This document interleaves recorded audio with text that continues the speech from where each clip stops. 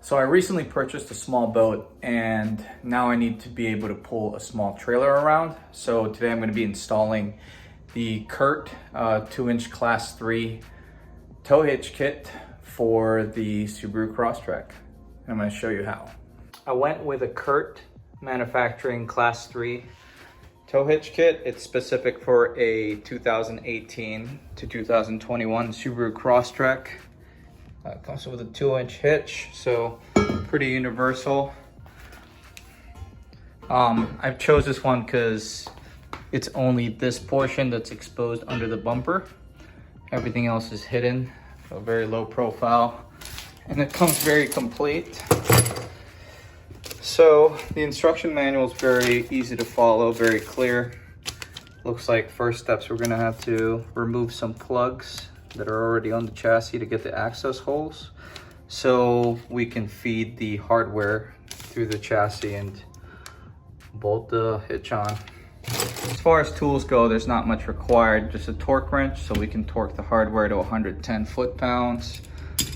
After the install, a 3/4 inch socket, 1/2 inch drive extension and wrench, and some sort of die grinder so we can make the access holes bigger so we can feed the support plates through them.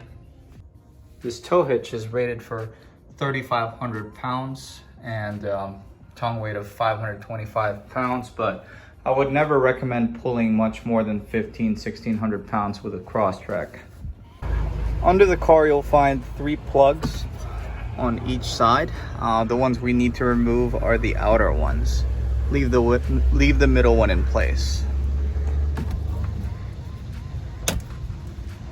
Pretty easy to remove. You can just do it with your finger. And this is the hole that we need to hollow out just so we can feed these through. So we just need to create a notch here to be able to slide these through.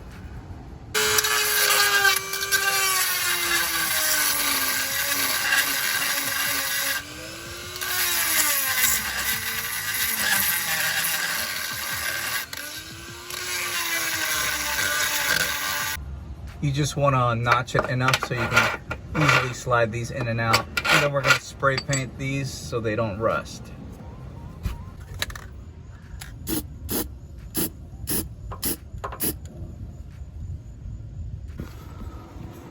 Make sure you got the same thing on the other side. Just needs to fit loose enough. You don't have to notch it too big. I just coated the bare metal portion with Rust-Oleum metallic paint just to keep it from rusting. You might be wondering what these are used for. They're actually used to feed the bolts through the holes that we just unplugged. So you thread the bolt onto this wire and then you slip the support bracket through it. Then we're gonna feed this wire from the front access hole and fish it through the rear one, and then pull this through so that we can feed this through the chassis and have this poke out in the hole. And then we'll put the brackets on and secure everything with the flange nuts. These 2 spacers are used over here on the front holes. It's just to keep the hitch level.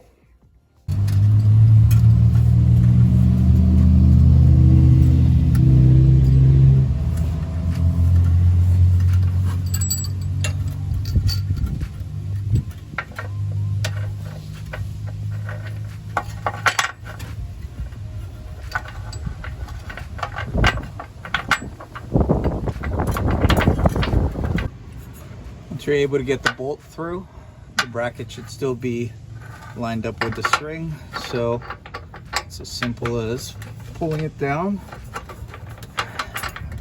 and onto the front one.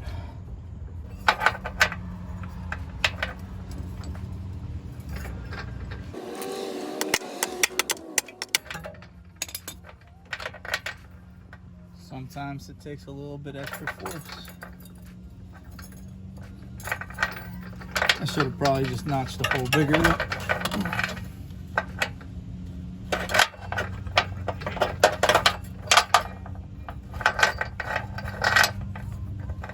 On this side, I did notch the hole a little bigger, so it should be easier.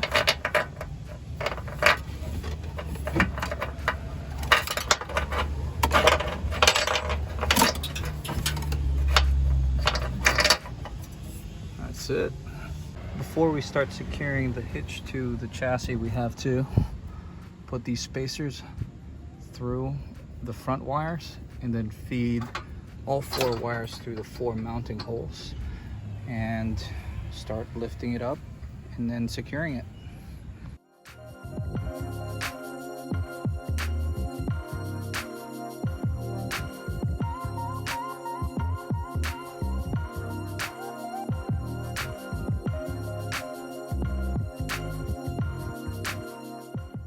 I found the easiest way to snake the hitch into the right position is to do the driver's side first. Get the bracket over the exhaust pipe and lined up with the bolt holes, and then start working on the passenger side since it's a lot more open. I'm currently holding the whole hitch up with the back passenger side bolt. So that's the easiest one to get to and keep the whole thing suspended while I pull out these wires individually and start putting the hardware on the rest of it. So basically the whole hitch can be hung in place resting on the exhaust pipe on the driver's side. So you could do the driver's side last. You just need to make sure the whole thing is suspended by the 1 bolt on the passenger rear side.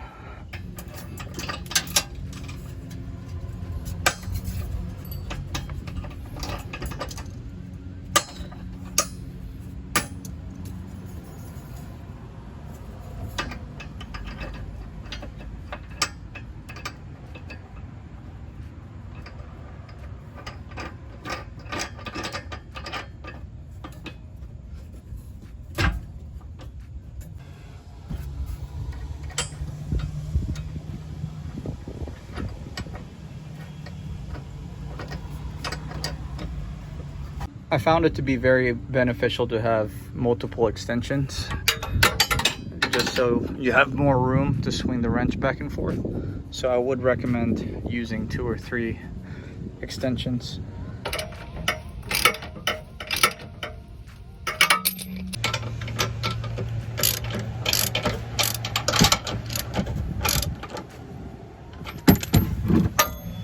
The rear bolts are going to protrude out more than the front bolts since there is a spacer in place on the front.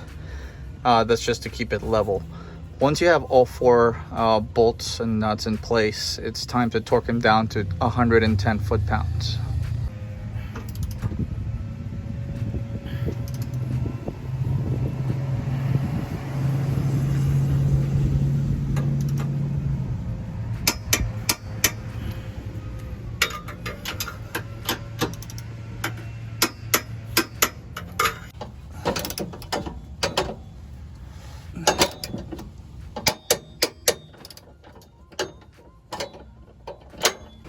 And that is all done.